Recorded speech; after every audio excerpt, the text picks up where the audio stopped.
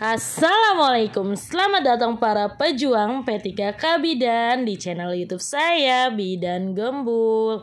Terima kasih kepada teman-teman yang sudah like, share, dan subscribe. Bagi yang belum, tolong dibantu like, share, dan subscribe ya. Oke, kita bahas lagi tentang FR nih ya teman-teman ya. Ada pertanyaan, ada yang tahu klasifikasi lila? Nah, tahu ya lila ya teman-teman ya. Lingkar lengan atas, yaitu pengukuran lingkar lengan atas adalah suatu cara untuk mengetahui resiko KEK, yaitu kondisi energi kronis pada wanita usia subur. Ini biasa dan menjadi salah satu indikator dalam pelaksanaan ANC terpadu ya teman-teman ya.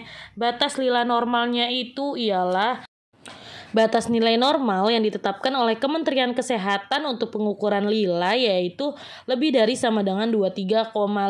Berarti kalau di atas itu merupakan ibu hamil dalam batas normal ya status gizinya.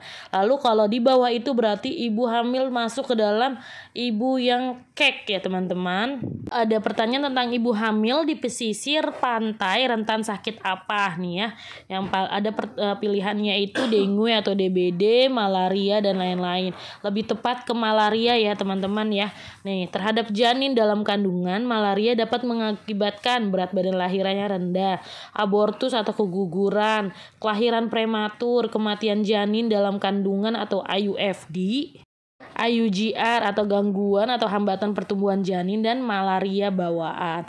Makanya ada pencegahan pada ibu hamil dengan di wilayah yang endemis malaria. Biasanya ada pencegahan, biasanya itu digalakan untuk penggunaan kelambu pada saat tidur untuk ibu, bayi, ibu hamil juga.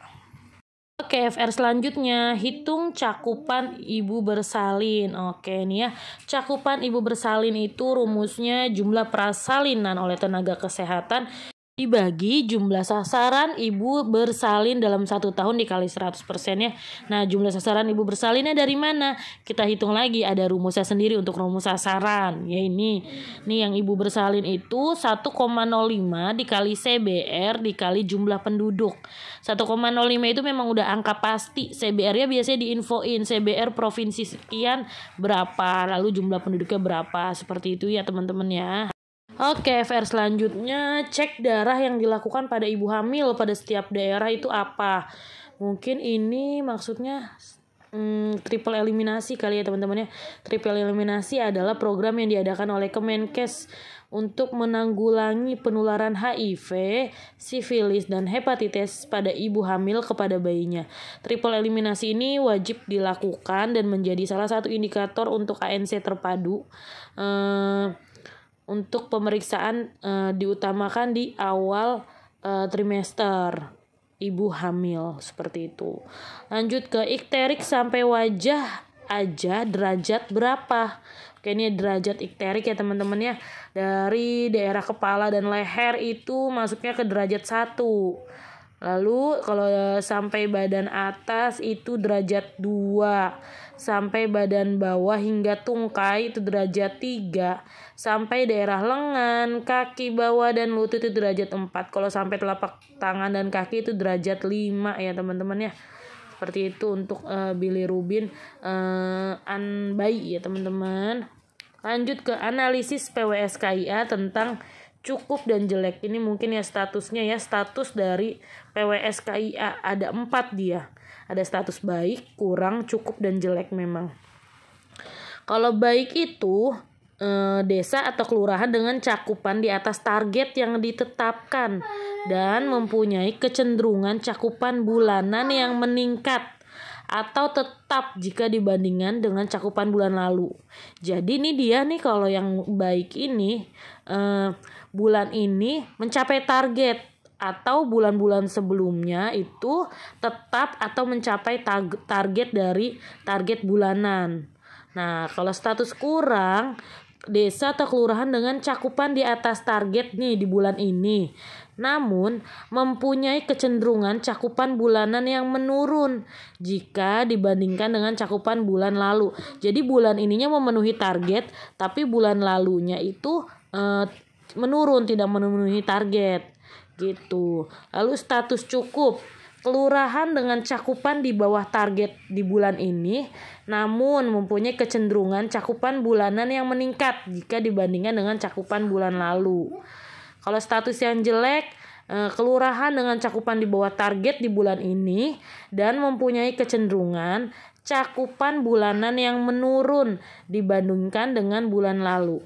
Jadi ada 4 status untuk PWS-KIA ya teman-teman ya. Ini kita lihat ada tabelnya agar kita lebih gampang untuk memahaminya ini ya. Nih, cakupan terhadap targetnya kalau di atas lalu terhadap bulan lalunya juga naik, berarti dia masuknya ke baik. Kalau jelek itu pokoknya cakupan terhadap target bulan yang dilalui sekarang dia di bawah. Lalu cakupan terhadap bulan lalunya turun. Nih, seperti tabel ini ya, mungkin untuk rangkuman atau ringkasan dari kalimat-kalimat yang tadi mengenai status analisa status PWS-KIA ya teman-teman ya. Bisa dipahami ya. Katanya ini ada nih di FR. Lanjut, urin reduksi atau reduksi urin adalah pemeriksaan uji laboratorium untuk mengetahui kadar gula pada pasien nih teman-teman ya. Khawatirnya ditanyanya warna kuning itu menandakan reduksi urin mengandung glukosa apa gitu. Nah ini berarti kita harus hafalin nih teman-teman nih. Biru toska, hijau, kuning, orange, dan merah. Berarti harus berurutan. Birtus Jokurenrah. Disingkatnya gitu ya teman-teman ya. Itu singkatan saya sih. Seperti ini teman-teman. Jadi kalau biru itu negatif nih ya. Terus kalau toska itu dia traces ya, berarti masih negatif juga. Lalu kalau yang positif 1 hijau, positif 2 kuning, positif 3 orange, positif 4 merah bata ya. Ini ya teman-teman ya, khawatir ada pertanyaan perihal reduksi urinnya ke arah sana gitu.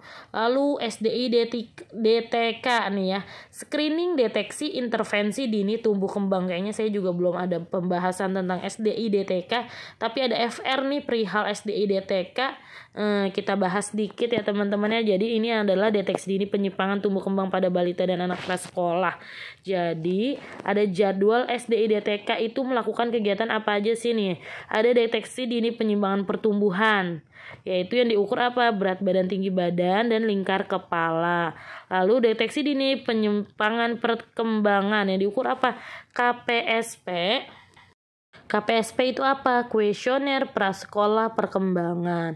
Lalu TDD, tes daya dengar, dan TDL, tes daya lihat. Lalu ada juga deteksi dini penyimpangan mental, emosional. Ini dilakukan atas indikasi biasanya jika ada keluhan dari si ibu atau si pasien perihal anaknya, yaitu ada KMPE, kuesioner masalah perilaku emosional. Lalu ada MCAT, yaitu Modified Checklist for Autism in Toddlers. Lalu ada GPPH, gangguan pemusatan perhatian dan hiperaktivitas. Biasanya untuk deteksi dini penyimpangan mental emosional ini dilakukan jika ada indikasi. Oke, ini ya untuk rangkumannya. Pengukuran berat badan, tinggi badan, lingkar kepala itu mulai dari 0 bulan. Tes daya dengar, tes daya lihat, KPSP itu mulai dari usia 3 bulan. MCAT mulai usia 18 bulan, GPPH usianya 36 bulan ya teman-teman ya. Yang biasa dilakukan di puskesmas itu ya BBTB, lingkar kepala, tes daya dengar, tes daya lihat, KPSP. Kalau untuk MCAT GPPH itu biasanya udah tingkat lebih ke rumah sakit tipe D ya. Lanjut ini untuk penilaian KPSP nih. Jawaban biasanya dari pertanyaan itu ada 10. Nah, ini untuk kategorinya. Kalau misal dari 10 jawaban yang menjawab iya berjumlah 9 sampai 10 itu berarti sesuai. Intervensinya apa? Diharapkan ibu tetap untuk melakukan pemantauan tumbuh kembang dengan panduan KPSP sesuai umurnya. Lalu kalau misalnya jawaban iya-nya itu berjumlah 7 sampai 8 itu berartinya meragukan. Intervensinya apa? Dilakukan stimulasi selama 2 minggu, setelah itu diperiksa kembali. Jika dari penilaian KPSP jawaban Y-nya berjumlah kurang dari atau sama dengan 6, maka termasuk penyimpangan. Intervensinya apa? Dirujuk ke rumah sakit. Seperti itu ya teman-teman. Oke, sampai di sini saja dulu FR pembahasan sedikit dari teman-teman kita yang sudah pada ujian. Tetap semangat ya pejuang Garuda, tetap semangat ya pejuang P3K Bidan. Semoga kita lolos dan menjadi juaranya. Terima kasih kepada teman-teman. Tolong bantu like, share, dan subscribe. Mohon maaf jika ada kesalahan, bisa di kolom komentar dikoreksinya. Sampai ketemu, see you.